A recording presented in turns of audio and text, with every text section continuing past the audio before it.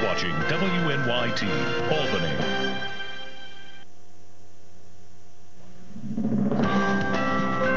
From WNYT, Albany, this is News Channel 13, live at 6.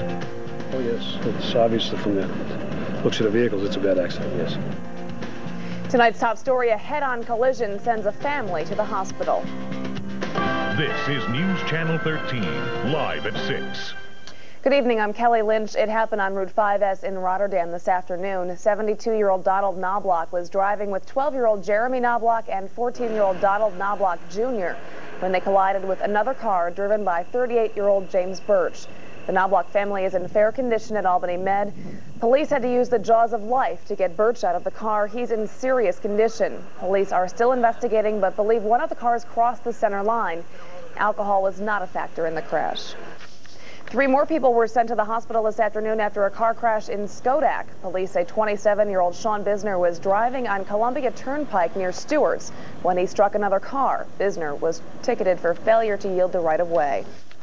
A bar brawl in Albany this morning ended with a slashing and gunfire. Police say 3 men stole a gold chain from Reno Connolly at Dorton's bar. When he tried to get it back, the men slashed him across the face with a razor. Shots were also fired. Connolly was treated and released from the hospital. Police are still looking for the 3 men. If you have any information, give them a call, 462-8039. State police in Amsterdam may have solved a number of robberies in the area. They stopped a stolen car this morning with 3 people inside.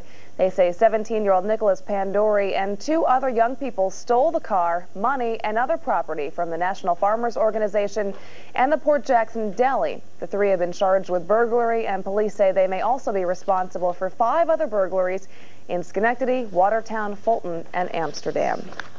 Investigators are still looking for the cause of a fire on Central Avenue in Colony this afternoon. It broke out at the Fountain of Fabric store and Paradise Nails at the Village Square Plaza. Firefighters put out the flames quickly and no one was hurt. Thousands of people are in Washington Park today to find a cure for a deadly disease. We'll take you there, but first, let's check in with Howie for a first look at the forecast. Hi, Howie. Hi, Kelly. Thank you, and good afternoon, everybody. We have some clouds and showers passing through the area right now.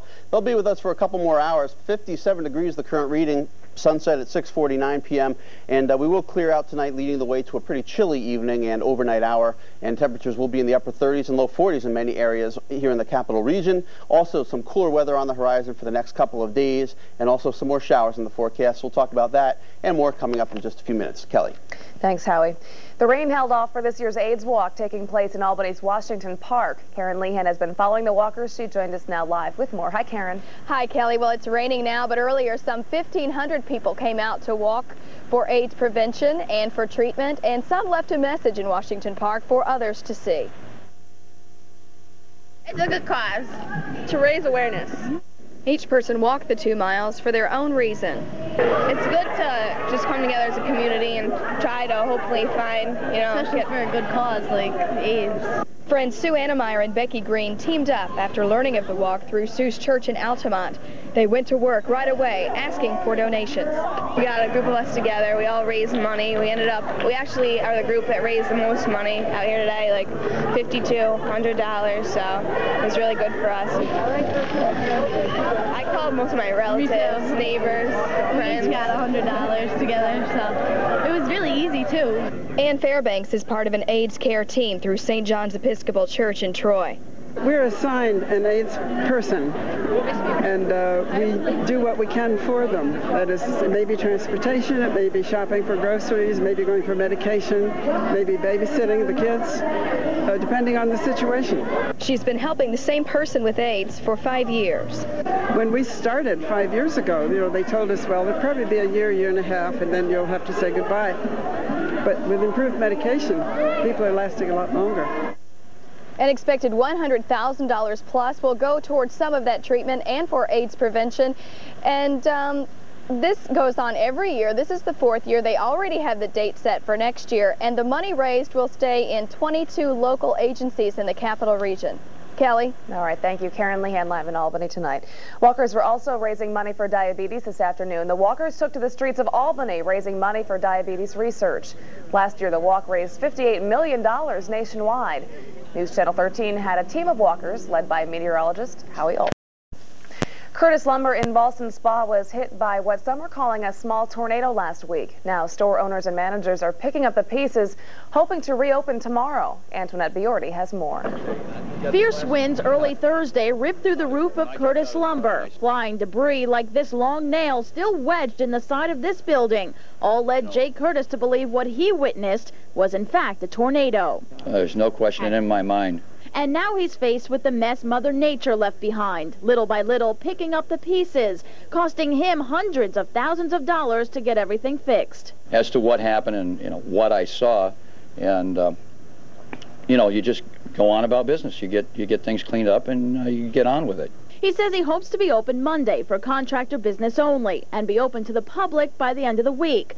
But that's not the only thing on his mind. Curtis says he's also pulling for the California truck driver, Stephen Skidmore, who was seriously hurt in the storm while making a delivery. In fact, officials at a nearby antique truck show going on this weekend heard about what happened and decided to help out by collecting money for Skidmore's mounting hospital bills. That worried us more than anything. Everything in the lumberyard and that is just stuff. But when somebody gets hurt, that concerns us the most. In Ballston Spa, Antoinette Biordi, News Channel 13.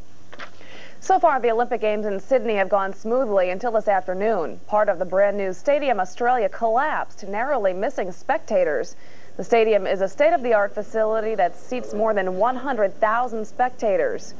A piece of sheet metal fell from a staircase this afternoon, grazing one spectator from Melbourne, Australia. And I thought it must have been a bit of cardboard or something or other, and then I realised it was getting bigger and bigger, so I thought just cover up, and it brushed over my back and shoulder, I think. But I'm starting to shake a little bit now because it could have been something much, much heavier than what it actually was. No one was injured, but the area was blocked off for a short time. Some teens in Troy say their neighborhood is falling apart, and today they did something about it. Tashay Howard, Layla Gaitu, and Shakara Middleton have been living at the Taylor Apartments for most of their lives. They say graffiti and age is destroying the city-owned complex, so today they got together and cleaned up. They also painted and planted shrubbery.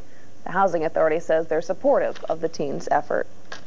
Mother Nature is getting ready to pound the capital region with rain this week. Howie will have the full forecast coming up. And the Americans are leading the race for gold in Sydney. We'll have the latest results from the Olympic track and field events. Those stories and more when News Channel 13 continues.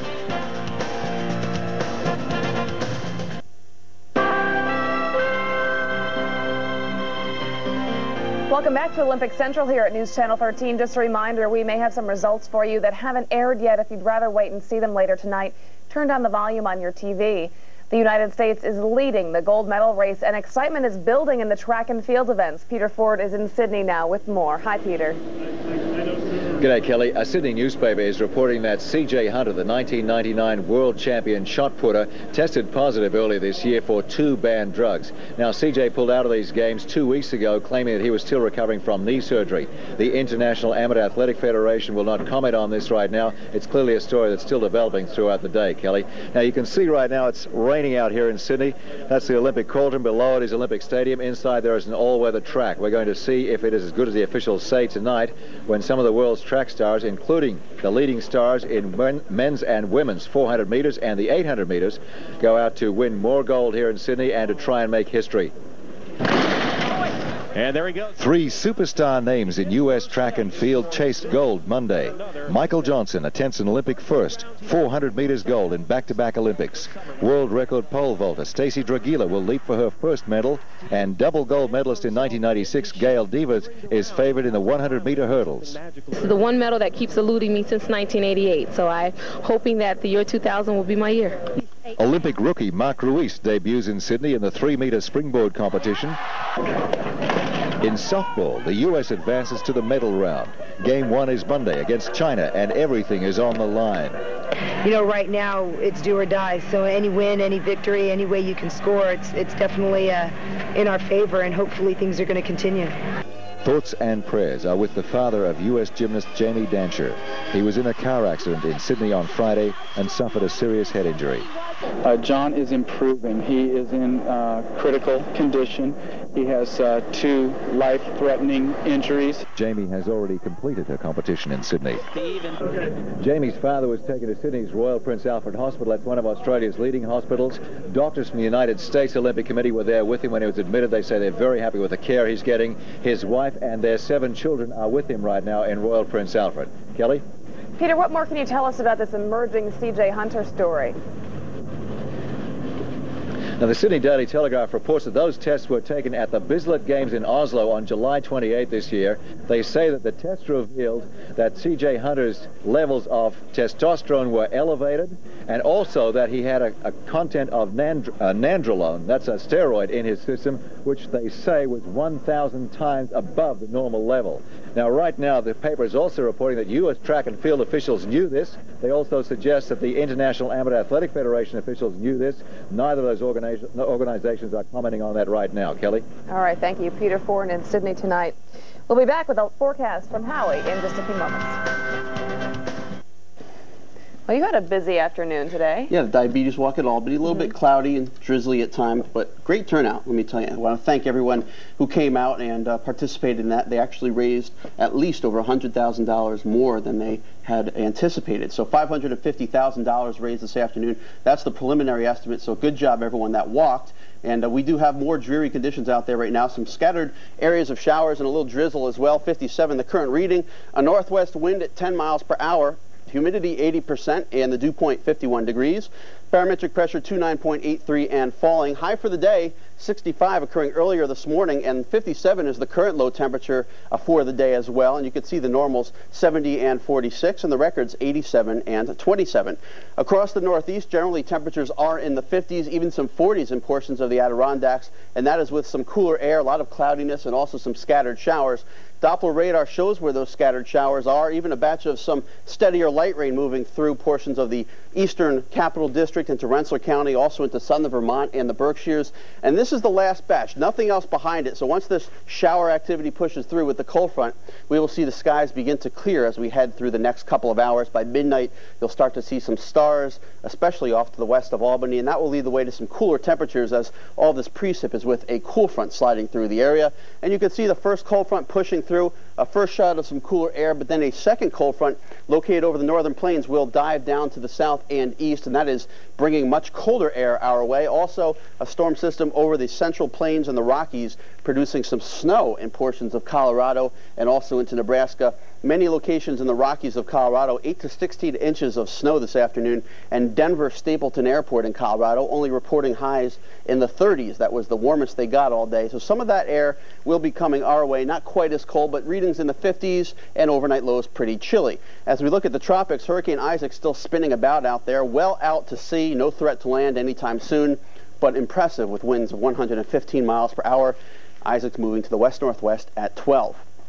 For tonight, 38 to 43 by the time we wake up. A few showers early this evening. They'll be out of here by about 8 o'clock, then clearing, turning colder. Tomorrow, sunny, breezy, and cool, 58 to 63. Tomorrow night, more showers developing as we head toward morning on Tuesday, and then Tuesday, some scattered showers, especially to the south and east of Albany, and the 4 days ahead showing maybe an isolated shower on Wednesday. Not a washout by any means Wednesday, and then chilling down Thursday and Friday. Look at the morning lows, only in the low and mid-30s here in Albany. It's like frost is going to be a problem for some people. But this weather is perfect for one thing, and that is sitting on the couch watching football or the Olympics. There's no bad weather in my mind for that, but that's true. And it's funny because it's about the same in Sydney as well for the weather. We will have a day of fun, but not much sun at the Olympics. Your results coming up, plus all your NFL scores and highlights, including an update on the Keyshawn Bowl, and from baseball, a great sight for Yankees fans, all coming up.